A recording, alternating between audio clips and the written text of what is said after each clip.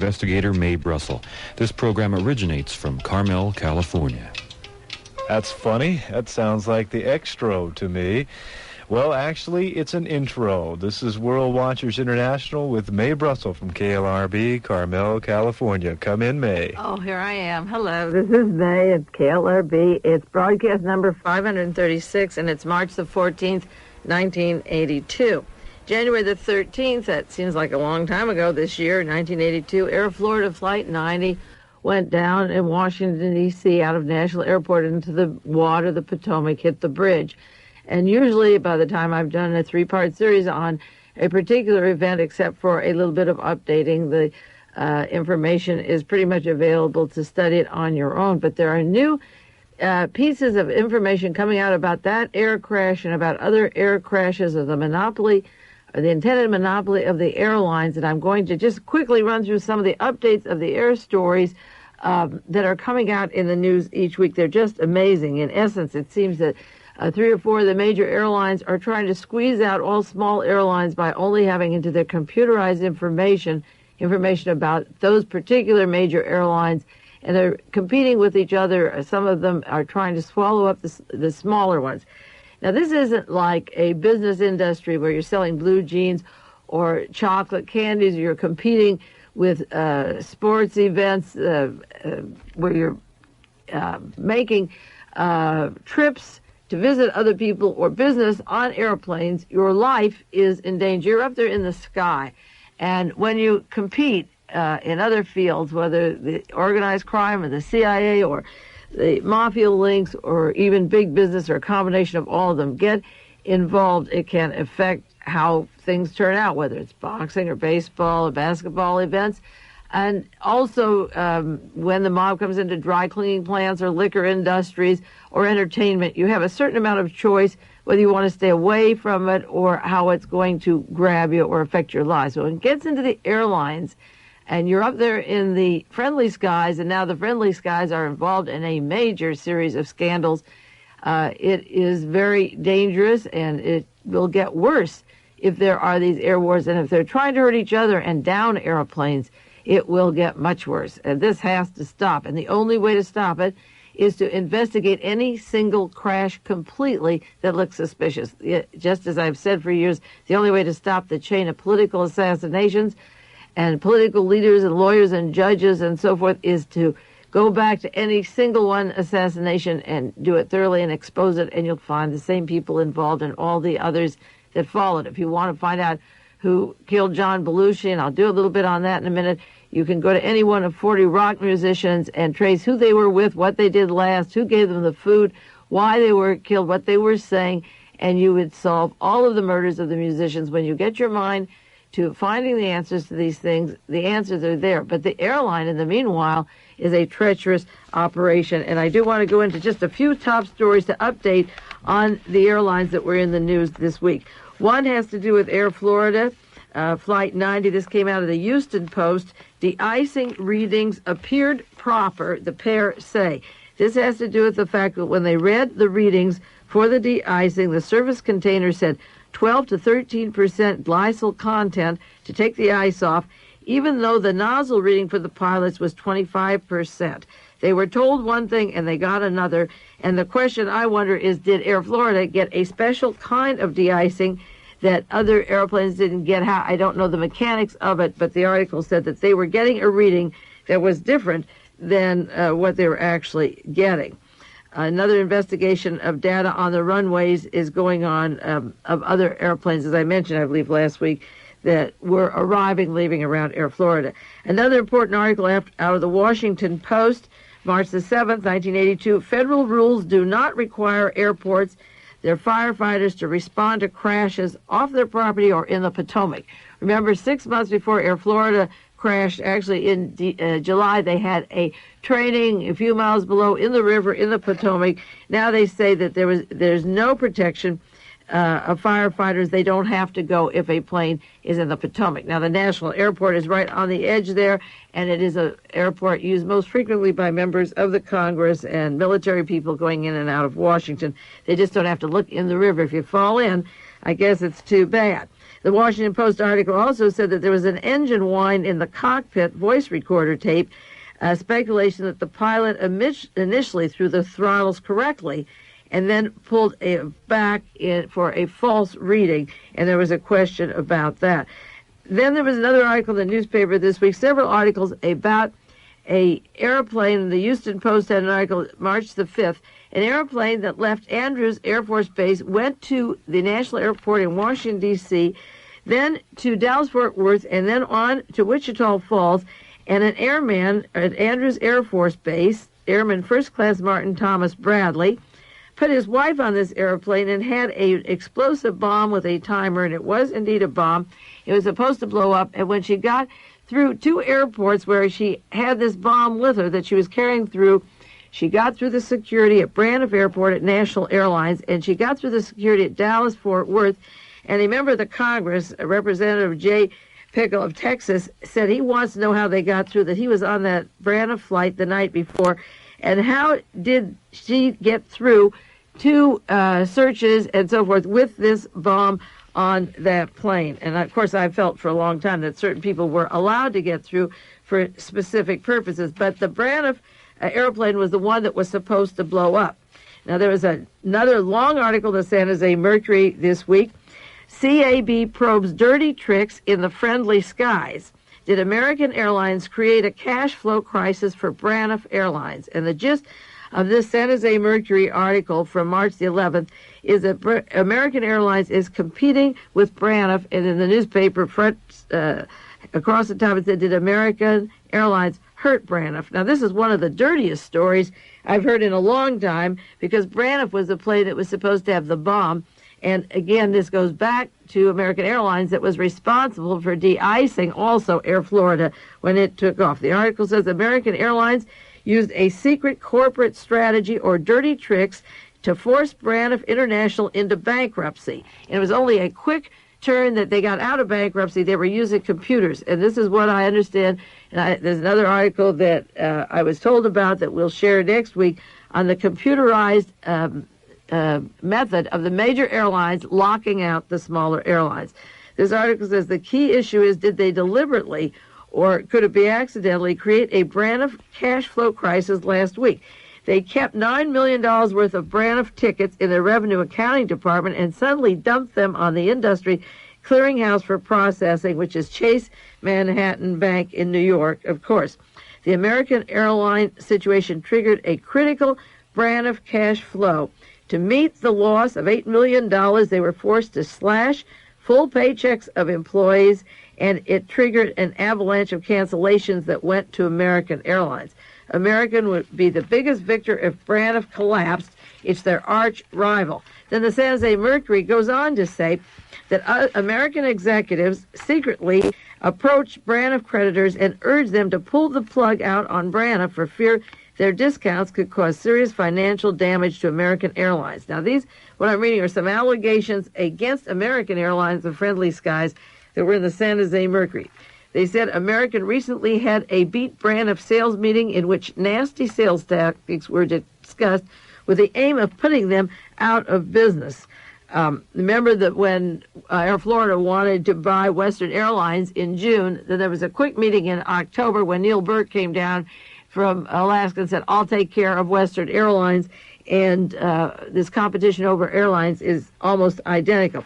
This article says American representatives called Braniff, saying there were technical problems with their jets, and they would have to put 100 passengers from American Airlines to Braniff, but at the last minute they said the problems were solved, and Braniff was stuck with 100 meals that they had ordered, and then they had to double that 3 or 4 times because they did it on flights from Honolulu to Dallas flights. And this reminded me of the Watergate tricks of Richard Nixon and his dirty crowd, and that was Richard Kalmbach, the attorney for United Airlines, and their gang. And remember, once there was a dinner party for Shirley Chisholm, the member of Congress, and they ordered hundreds of chickens, fried chickens, and she hadn't ordered them, and they'd order hundreds of meals for people that weren't used, and then their other political opponents or people running for office would have to pay for them. This looks like a continuation. American Airlines, it's alleged, is doing this, and United Airlines and Mr. Herbert Kalmbach and Tricky Dick and Donald Segretti were doing that and much more. The American airline, according to this allegation in San Jose Mercury, they pilot on taxiways. The American pilots on taxiways engaged in runway tactics that delayed Braniff flights, causing the Federal Aviation Administration to call a meeting of air carriers. Now, isn't it the story that Air Florida crashed because of a delay of so many minutes on the runway there? And American Airlines is responsible for the defrosting and taking care of Air Florida at the national airport. This article is a scandal about an investigation going into American Airlines. And then, as I say, there was this article about the time bomb and the member of the Congress from Texas asking how at National Airport, a airplane, the Braniff, takes off with a bomb on it. Now, the man who did this is at Andrews Air Force Base, and he's in the Army there. That's the Air Force Base where Ronald Reagan goes in and out almost every weekend and during the week. And this fellow that put the bomb on the plane put it in his wife's suitcase. She also is in the military, and she was being reassigned somewhere else to a Texas base. So he put this bomb on the plane, got through both of the detectors. Now, I believe that most of these major hijackings are done by people being allowed to get through with these submachine guns, and I've mentioned it before. But they are probing the American Airlines, and I think it's disgusting. The Friendly Skies, even the allegations or suggestions of such hanky-panky. And then the article from the Knight Ridder Surface, San Jose Mercury, Air Florida says American crew shared the duty to de-ice Flight 90. American Airlines services Air Florida out of National Airport in Washington, D.C. They were responsible for making sure that the Boeing 737 was in proper condition before leaving the gate. And another article, the Los Angeles Times, March the 11th, American Airlines sees substantial loss in the quarter. Remember, Air Florida was doing fine, wasn't losing money. For 10 years it was ahead. The head of Air Florida went to work for Pan Am. Pan Am is losing millions. American Airlines is losing millions. And this LA Times has a mention of how much they lost in 1981. So, and the competition before Braniff. But whatever they're losing or however they're competing with deductions, when they start putting bombs on planes or directing them or controlling those pilots in some way, and the fatalities in Washington was 78, the Braniff didn't go off. But it could have. Would this guy, this Army person, have been detected? Remember, I said an Air Force pilot was one of the two pilots on the Air Florida that went down. It was an air sergeant, a man from Andrews Air Force Base, that put the bomb on the plane. Another article, Midway Airlines chief is on leave of absence.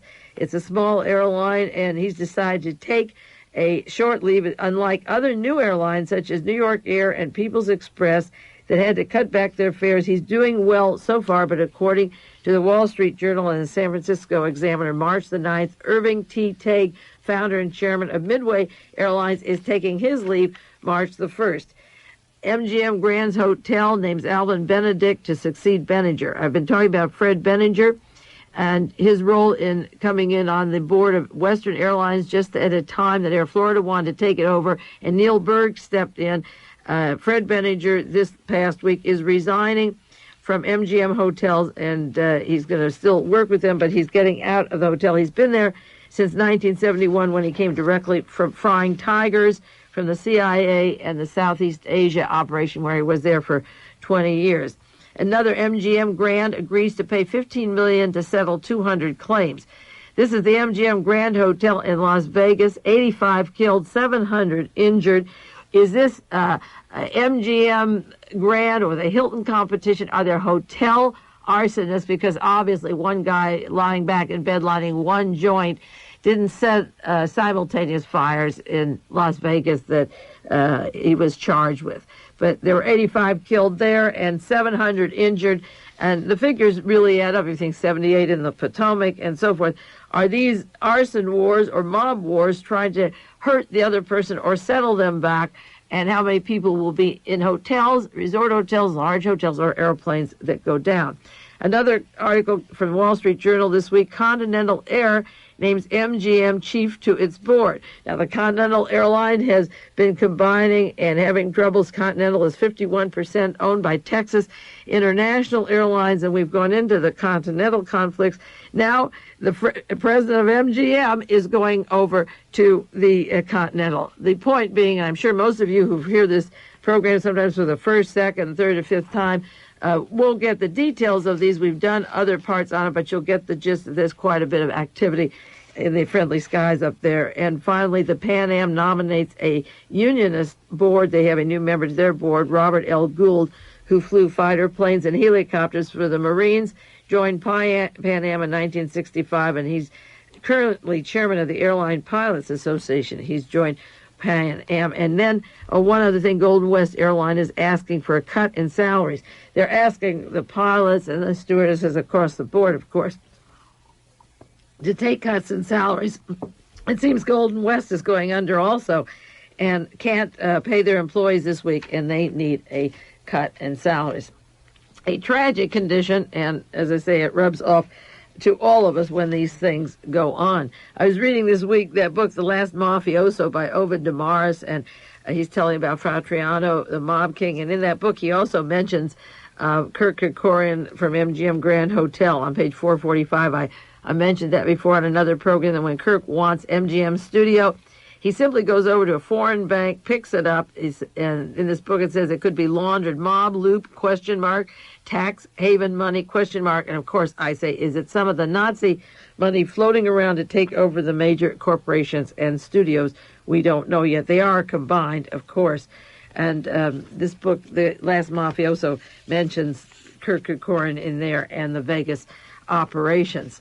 Now, I do want to do a few articles or just bring out the John Belushi story, the murder. I believe he was murdered. And if you want more on the killing of the rock musicians, I did a 5-part series on the murder of John Lennon. And on one of those programs, the sheet that goes with it, I have a list of 30 or 4 rock musicians that I believe were murdered or attempted murders up till the time that John Lennon was killed. Of course, we have a lot more to update since then. Believe it or not, there are a lot more since I got that out. Now, the first story of John Belushi, he died Friday, March the 5th. And on March the 6th, the newspaper said actor dies at age 33. He apparently choked on food. The lieutenant cook from the LAPD went there. It appears to be natural causes. The policeman said, we see nothing here that seems suspicious. There's no sign of drug usage. They mentioned the young woman who was at the bungalow who was taken away with handcuffs and questioned.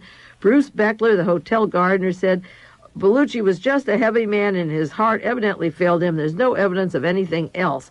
Now, that's 24 hours later, the first morning paper, and the gardener all of a sudden is the expert of medicine. This is the way these things work in Hollywood. And the article goes on to tell of his Blues Brothers with Dan Aykroyd and his white soul, the white man with the soul singer inside of them, and their his impersonations of Henry Kissinger. The LA Times the same day said the police found nothing out of the ordinary. He was in bed. His clothes were neatly folded and put away as though he had gone to bed for the night. This reminds me of the Goebbels family where they're in the bunker and Mr. and Mrs. Goebbels give the 5 beautiful little children some cyanide that they break and put in their mouth, and they have a nice long sleep. Well, Belushi was just lying, stretched out, just sleeping, swallowed his tongue. They tried to do resuscitation. He choked on his tongue. There was phlegm in his mouth, probably bubbling from the cyanide. The woman said that she woke him up to give him some food. At 8 o'clock, a room service came for breakfast, and someone other than the actor signed it. They left it very mysteriously, someone other. The woman woke him up. She said she gave him a glass of water, and he went right back to sleep, and she assumed everything was okay, and she came back later. That's the first day. Another article, Belushi drifted from one college to the other to avoid being in the Vietnam War. He dabbled in politics. He was part of the street demonstrations in 1968 in Chicago, the Democratic National Convention. The same day, 24 hours later, San Jose Mercury, the police found no sign of a struggle, nothing out of the ordinary, no reason to suspect foul play. Another big article, no foul play in Belushi death. Belushi predicted a young death. Now, in these cases, within 24 hours, the victim becomes someone who already knew he was going to die, the cause of his death. He knows that. He was in good health the night before at 2 in the morning. He's dead by noon, and he's already been dead 3 hours. But he was at a club, Roxy's, on the Sunset Strip. They had trouble getting him to take any wine. He had no drugs, and so forth. And the L.A. coroner, Thomas Noguchi, appeared. He was criticized for comments after the death of William Holden and Natalie Wood, and he wouldn't say anything at that time. The second day, this is by Sunday, or Saturday rather, those were the first Friday stories. The headline says, Belushi's autopsy fails to yield the cause of death. The cause of death still not known, says the coroner. Then another long article, San Francisco Examiner, Belushi lived his life in his own peculiar way. He was rowdy even by Hollywood standards. So in his own peculiar way, like Janis Joplin, Jimi Hendrix, and these people, they all die young.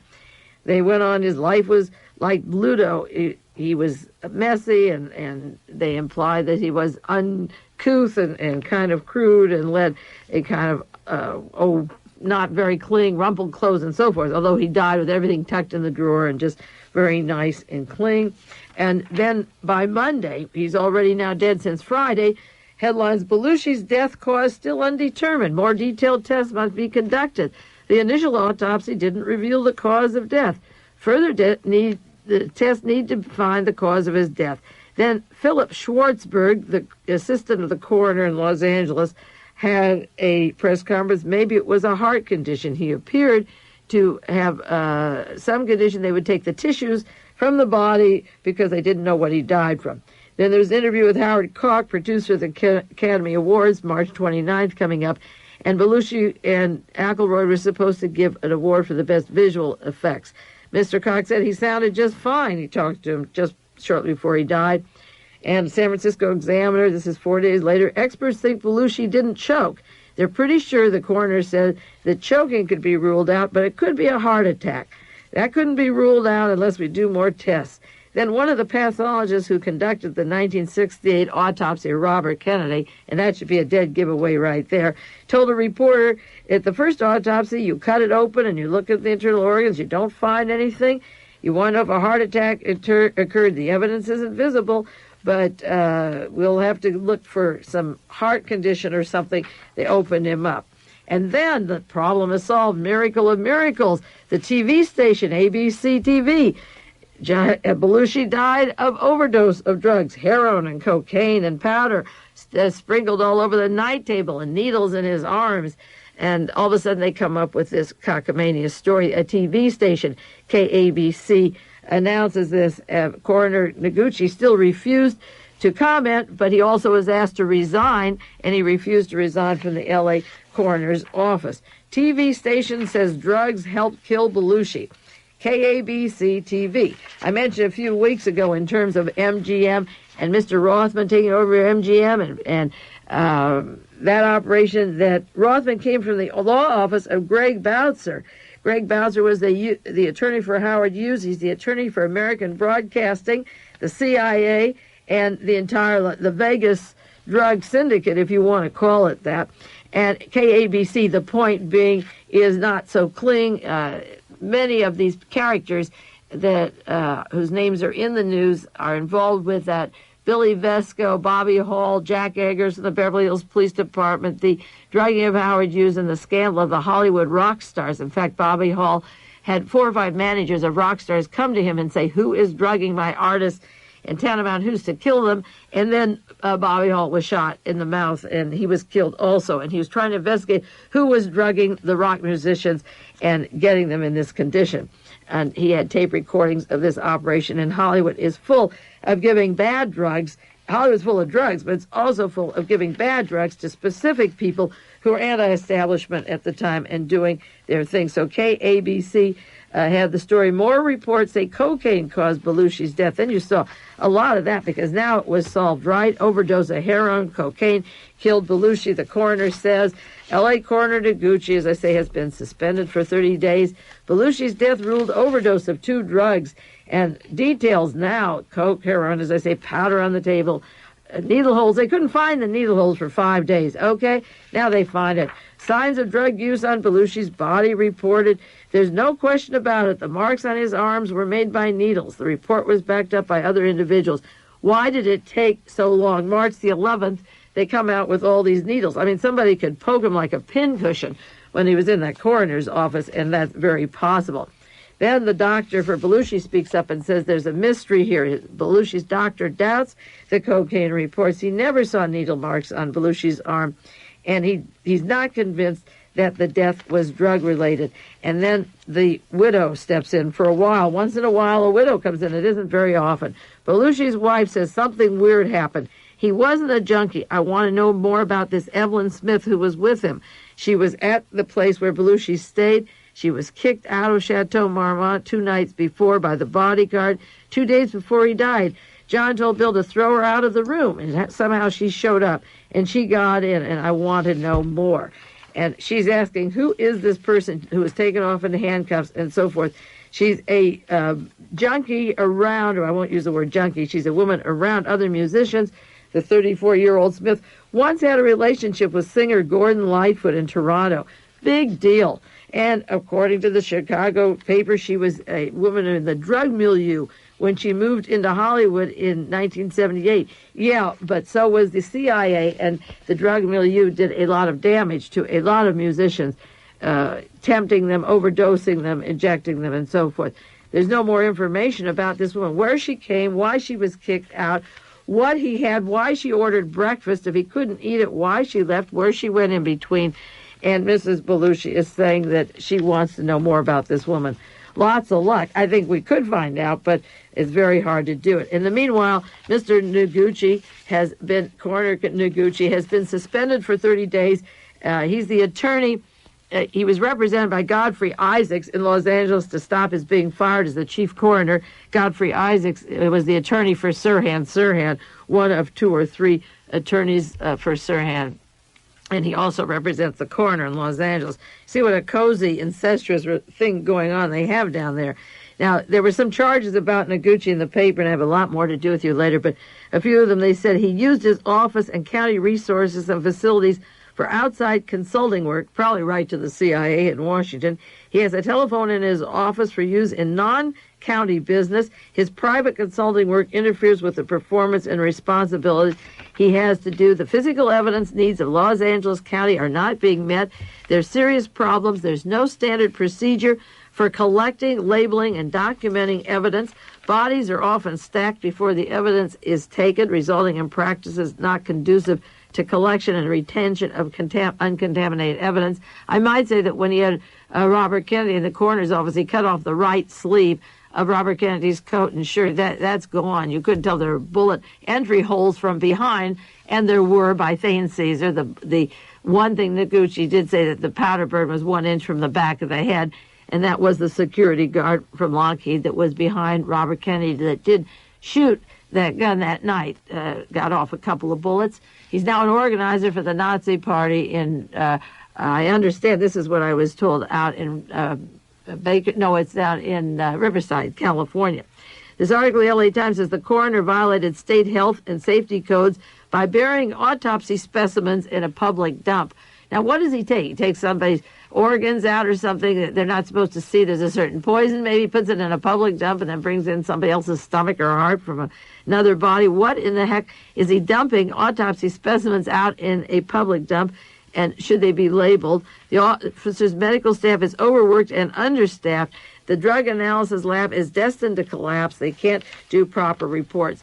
And incidentally, that Ron Settle's body, I might have mentioned the sport basketball figure who was in the L.A. jail down at the Signal Hill police station. They're exhuming that body and sending it to Dr. Bond in New York City. That's the CIA doctor in New York City that did that marvelous autopsy by telephone on Nelson Rockefeller. Well, so much for the Los Angeles, the John Belushi situation. I feel sorry for any artist who's there, who wants to survive, who is controversial, who's different, or if they want to be wiped out. The city is so corrupt, as are most American cities, that these autopsies are just ridiculous, and just as the investigations on these airplanes and getting to who is dying is getting more difficult. It's easy to find the pieces and to ask the right questions, because they're so flagrant and sloppy these days, they can't even cover up their act. Or maybe years ago, people weren't even trying to ask the questions. I'm going to take a break in 1 minute and get back to some other matters. I just briefly want to say I'll get to the ad agency, J. Walter Thompson, soon. They have $24.5 million on the books.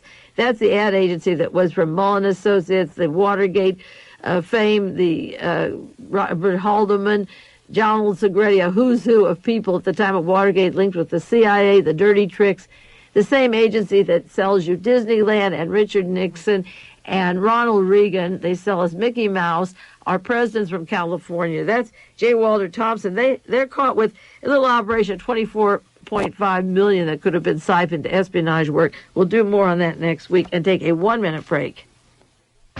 This concludes the first half of World Watchers International with Mae Brussell. We will return with the second half after a brief pause.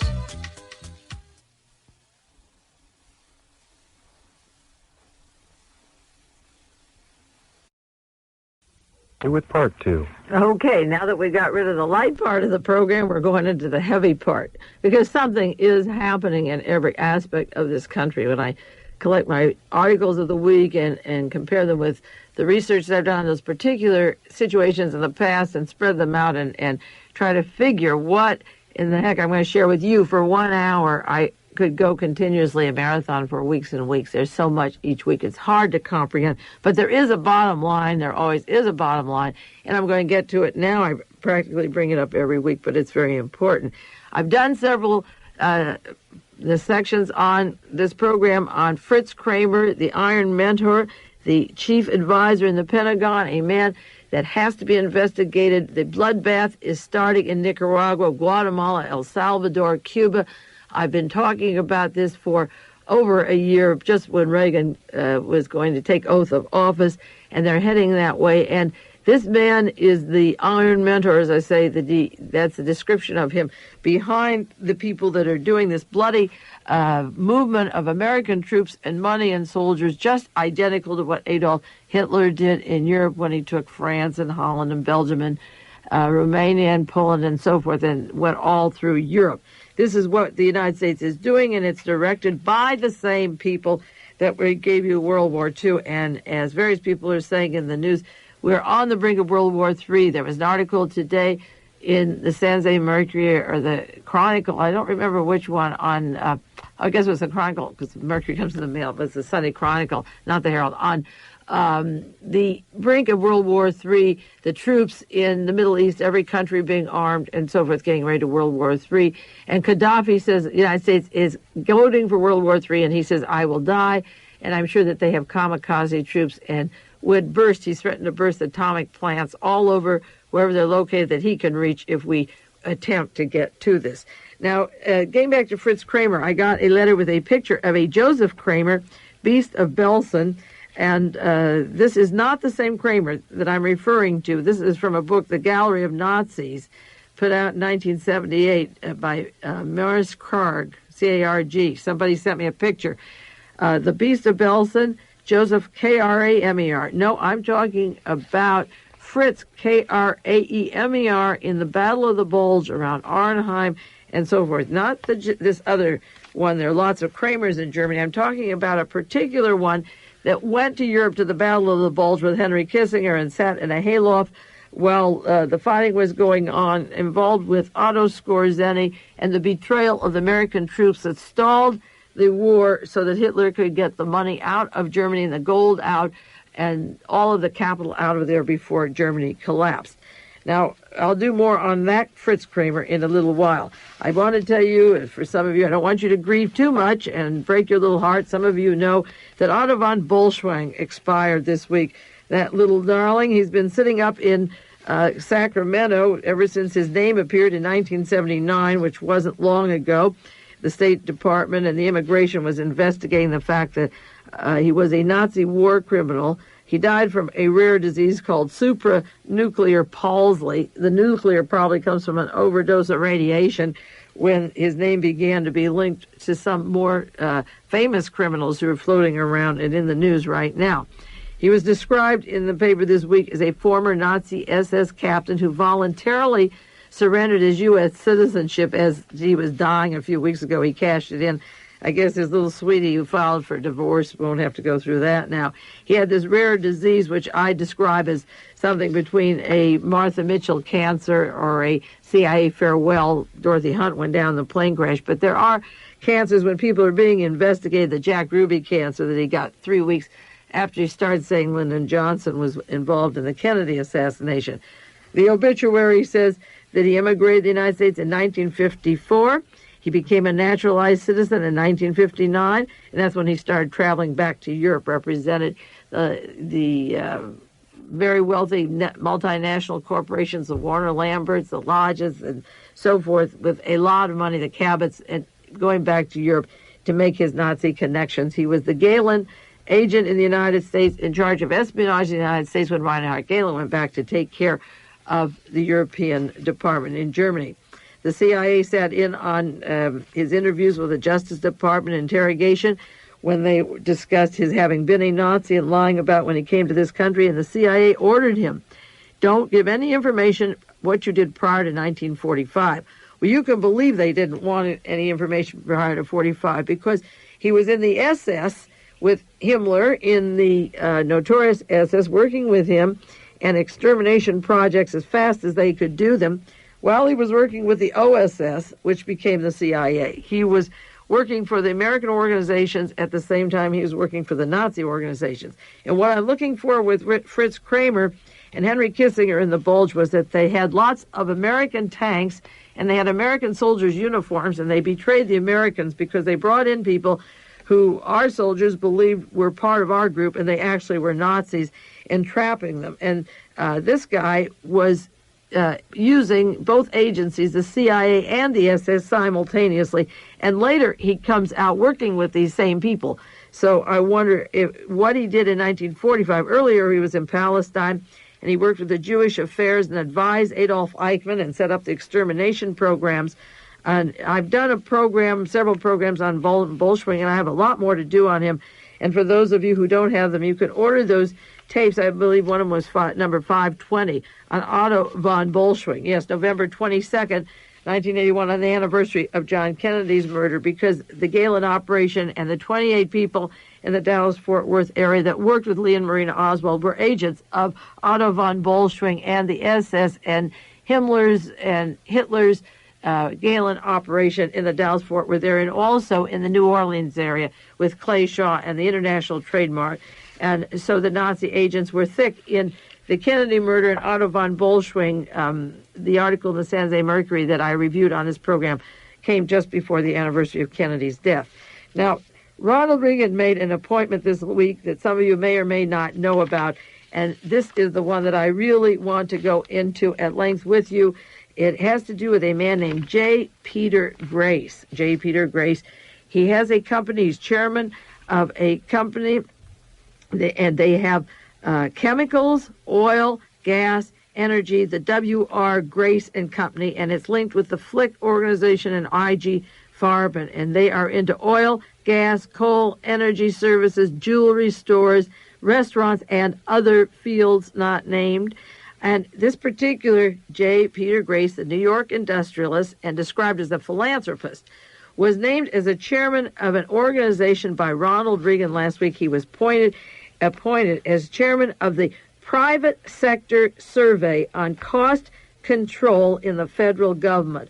Private Sector Survey on Cost Control, how to save money in the federal government. Now, his partner, Mr. J. Peter Grace's partner in chemical business, was the activist in IG Farben, the man who created the idea for the extermination of Jews and other people, not only Jews, because many others were killed in those gas chambers. And for gas warfare, his name was Otto Ambrose, and he was the partner until December of 81. Now, Mr. J. Peter Grace donated approximately $400,000 to push and promote newspaper ads for Ronald Reagan's tax cuts.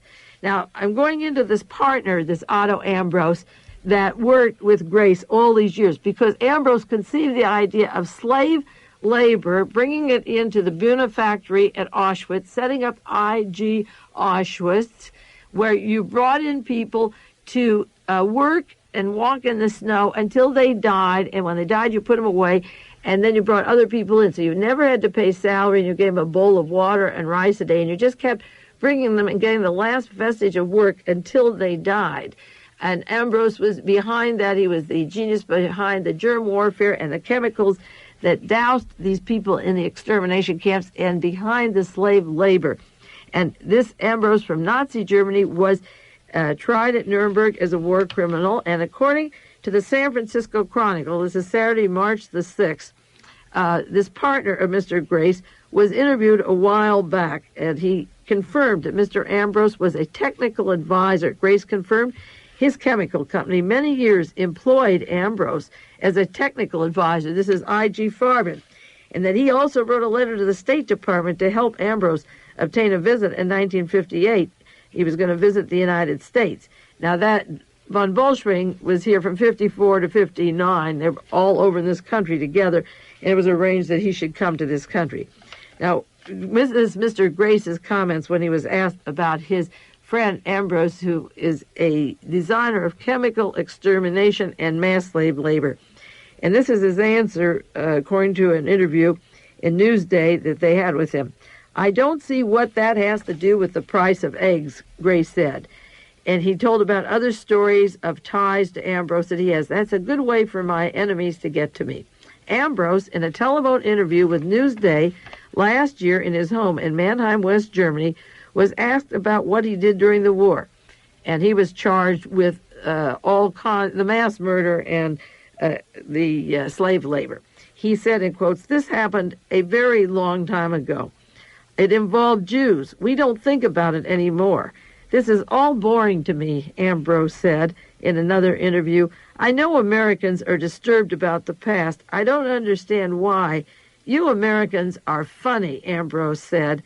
He was a Grace consultant when he was saying this until December 31st, 1981. Now, when I take my domestic articles about what's going on in this country, about factories being put overseas where they will make things and sell them to us, the unemployment, the closing of various automobile dealers, clothing factories, General Electric, and so forth, buy it overseas, get slave labor in Singapore, Hong Kong, and so forth.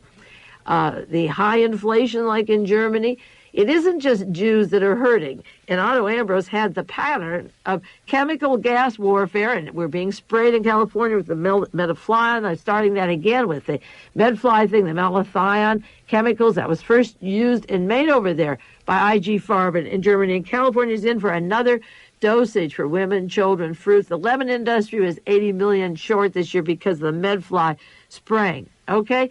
This country is getting bankrupt, and it has nothing to do with Jews alone. He's saying it involved Jews, and we don't think about it anymore. But Mr. Ambrose is alive today and has worked most of his life since the war days as a war criminal and long before with J. Peter Grace, a chemical company. And now Grace is appointed as part of the private sector on cost control. So he can tell Ronald Reagan how to cut wages, how to have conflicts between airlines, how to offer them to take cuts, how every industry to have less money. There's a new thing about condominiums, how to live in boxes, 40 feet by 40 feet or some ridiculous thing. The San Francisco Chronicle had. They're designing individual prison cells to beat they're worse than trailers even, to beat the inflation and the heating, and you don't have to mow your garden. Okay, you dig your own grave or sit in your own little cell. Now, at the Nuremberg trials, according to the San Francisco Chronicle this week, prosecutors presented evidence of Ambrose negotiations with the SS officials for IG Farben Chemical. He would have a 200,000 slave labor group going continuously from Auschwitz concentration camp. They built Auschwitz next to the caves and mines. They could have put them in Sweden or a Scandinavian country, but there were three rivers converging, and they wanted the Buna synthetic rubber plants for IG Farben at this location. So the Auschwitz camp was built through the genius of this team to have slave labor, and they could continuously have 200,000 and gas the lame, the crippled, the people that die on the streets or the funny-looking, and so forth, and just gas them if you wanted to and make the others work. After the deal was set for slave labor, Ambrose wrote To a fellow director of IG Farben, our new friendship with the SS shows gratifying effects because Himmler could ship all those people to him, and IG Farben, a private company, could use the slave labor. And they were very happy. According to prosecutors, because the Auschwitz camp was several miles from the rubber plant, and several miles was a long time without shoes in the snow, Ambrose ordered construction of another concentration camp, Monowitz, right next to the factory for greater efficiency, where more than 25,000 people, slave laborers, died at Monowitz and the rubber plant, while Ambrose was a factory manager. Now, Peenemünde was a slave factory base for Wernher von Braun and Walter Dornberger. Von Braun came over here and took over NASA and our space agencies. Dornberger became a chief executive at Bell Aerospace in Texas. And Lee Harvey Oswald's friend, he stayed at his home, was a designer, Michael Payne, for Walter Dornberger. That's where I caught to the Nazi connection. And they use slave labor here. So if Americans think that they're going to get any benefits at all, their benefits are being cut off, the jobs are being cut off, and they are expendable. And it has nothing alone to do with Jews. It has to do with anybody who opposes what comes down, and also Chicano, Mexicans, blacks. There are a lot of plans for these people in the American literature of the Nazi Party, and in Canada it lays it out very clearly what they intend to do with most of us. Ambrose was convicted of mass murder. He served several years of an 8-year prison sentence. I mentioned last week that Ted Chirac, who investigated the Robert Kennedy assassination and exposed the LAPD and that crooked gang that are down there playing around with corpses and mismanaging autopsies and lying all the time. Chirac was caught with some computerized tickets for airlines, several for 3 flights to Europe, and got a sentence of 9 years. And yet people who are known to be war criminals using slave labor and killing people who are working for them and killing people who they just don't want to exist got 2 and 3 years, and they were out. The Dallas Times-Herald has an article that was sent to me. The president has picked J. Peter Grace, head of an international chemical company, as chairman of the private sector survey on cost control. And this is important because U.S. State Department, on behalf of one Dr. Otto Ambrose, said he was a paid consultant as a chemical consultant by Grace's company and a lot of other firms, a large number of other firms. How do you think the airlines and other companies, again, are manipulating people to take less wages, to reduce on the books their profits, to say they're going broke? And evidently, a lot of corporations or heads or factories can say we're going broke, get you to work for nothing, and then bring you back. This article in the Houston paper, the Dallas Times-Herald, talks about this appointment and other appointments of Ronald Reagan's, and it's very dangerous to have somebody like Otto Ambrose working with Mr. Grace, J. Peter Grace, and Grace, chairman of the private sector survey on cost control. How can Ronald Reagan save money? Now, there's a good book. There's lots of books on IG Farben. Just one of them I have time to mention here because this specifically has sections on Otto Ambrose, The Crime and Punishment of IG Farben by Joseph Borkin. He's one of those authors that died just the week before the book came out, and it's an interesting book. He's written some other books, but I don't have them. Germany's Master Plan, he wrote in 1943. If any of you want to locate it and send it to me, I'll take it. Joseph Borkin, B-O-R-K-I-N, the Germany's Master Plan, written with Charles Welsh in 1943. Now, what does he say about Mr. Otto Ambrose, the partner of Mr. Grace, who's advising how to cut wages in the United States of America and what to do with this? There's a picture in this book of Zyklon B, that was a lethal gas manufactured by IG Farben at Auschwitz, and the man behind it was Otto Ambrose, Mr. Grace's business partner. The book says in 1937 there was a drastic change in IG Farben. They became completely Nazified, and one of the people on the board managing it at the time was Otto Ambrose, going back to 1937. Now, a lot of people say, May, why do you talk about the Nazis? Why? So many years on this program, you keep going back to the root of our problems being the Nazis. And the Nazis are dead. The war is over. The war was over in 1945, and this is 1983, 1982, I'm rushing that one. What has that got to do with us? 37 years ago. Because this man, Otto Ambrose, was on the board of IG Farben in 1937. He's a business partner up till this year with a Mr. Grace who works with IG Farben, J. Peter Grace, and the President of the United States has appointed these people to help cut expenses from our backs and neck and create the problems they had in Germany. See, they're not dead. They haven't gone. They are advisors. And don't forget little darling Helene vonDamm, who's the secretary who makes all appointments or decides on cabinet positions. Somebody said when I mentioned she was the secretary for Ronald Reagan in the White House, they thought I meant she made the appointments like at 12 o'clock you'll have lunch with Nancy and at 1 you'll sing with Merle Haggard about the hippies of the 60s and the long hair and oh, rah, rah, you know. Now, not that kind of appointment. She decides who gets committees such as J. Peter Grace, and she was brought to California from Vienna by Otto von Bolschwing, brought to Sacramento, as I've said before, 8 years with the governor. When we had these bloodbaths in California that he's now making national for benefit of all of you, we've had it here, and now we're going out to other countries and continuing it with these advisors, and now she has that room in the Oval Office right next to him and decides on appointments now. These are not old times. These are not dead people that didn't matter. They're alive, and they belong to corporations that are swallowing America, American banks, American lives, and are ready to send us off. They don't care whether it's the Middle East, whether it's Central America or down to Colombia or with Southeast Asia. Just keep the money rustling, keep the soldiers going, keep the drug traffic flowing.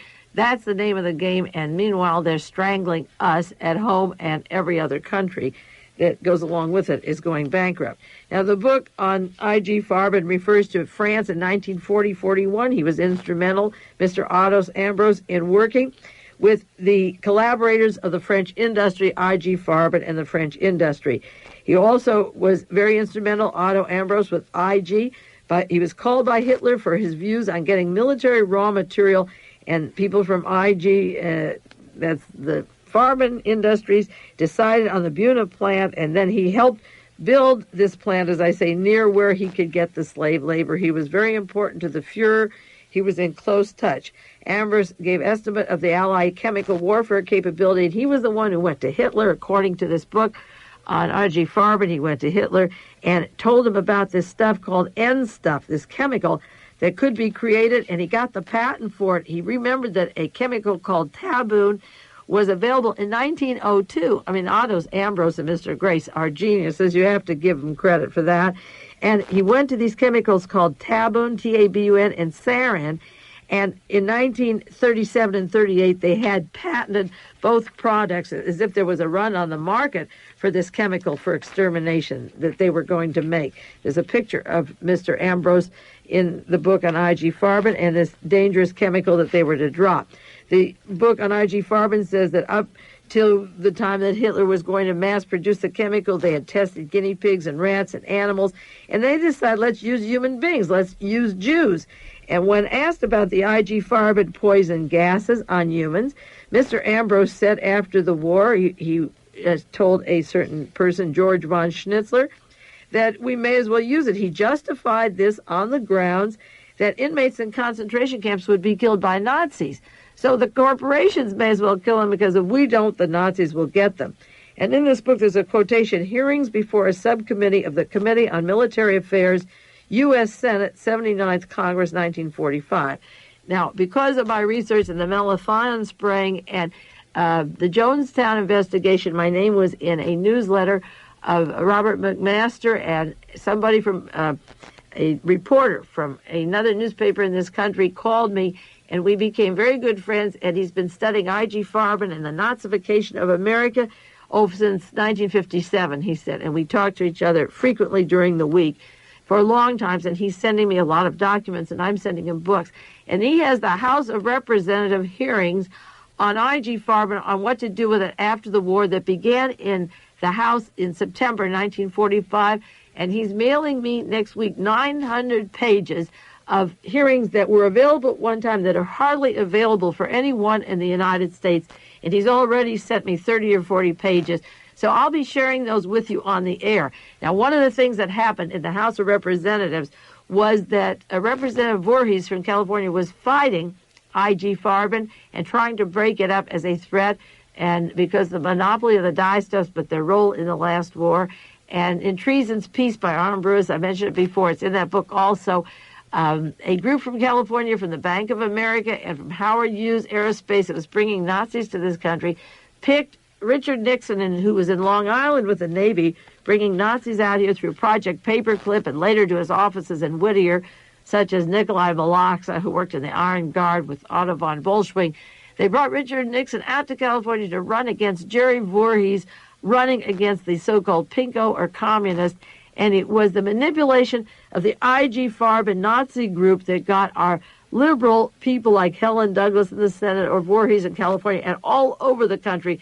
And that's why the Congress now is weeded out of legitimate Republicans and Democrats, and they put in the military, industrialists funded by chemical companies, drug companies, weapons, by Rockwell, Lockheed, banks, big banks, and so forth. I'm going to get the hearings of the House and share them with you, but the quotation of Ambrose saying the corporation, IG Farben, may as well kill people because if we don't, Nazis will, and that was his justification.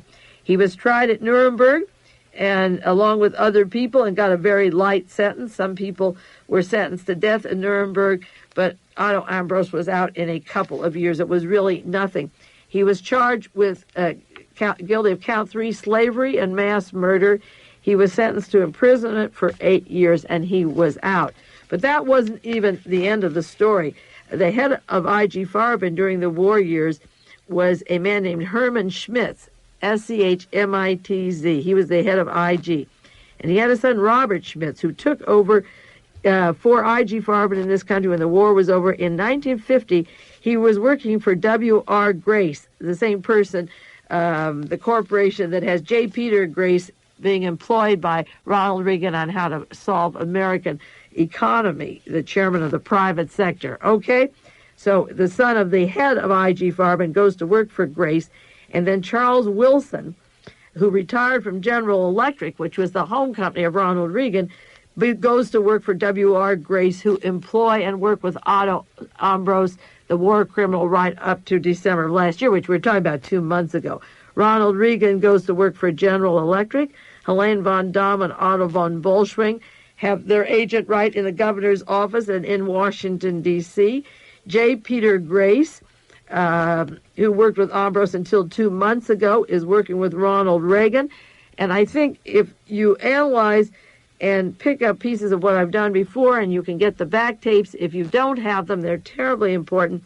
It's the Nazification of America, the slave labor, or the use of chemicals I mentioned last week, the putting a 2,4-D spray and paraquat into the marijuana again, grown here, so you have to buy it overseas. The drugging of people with chemicals that cause cancer in their food, and the use and mentality of minds like this on how to duplicate efficiency of what they did in Germany, how you get people to work for nothing. It's going to come to that in this country. As a matter of fact, even though 1 million people didn't sign up for the draft so far, there are other people signing up because there's unemployment. And you get them willing to die. You can send them to these terrible places and to Africa, all over Africa, because there's every kind of mineral available. And to get your imagination going, there's a map in the paper I saw this week of all the minerals in Africa, and it was part of an article below the starving people,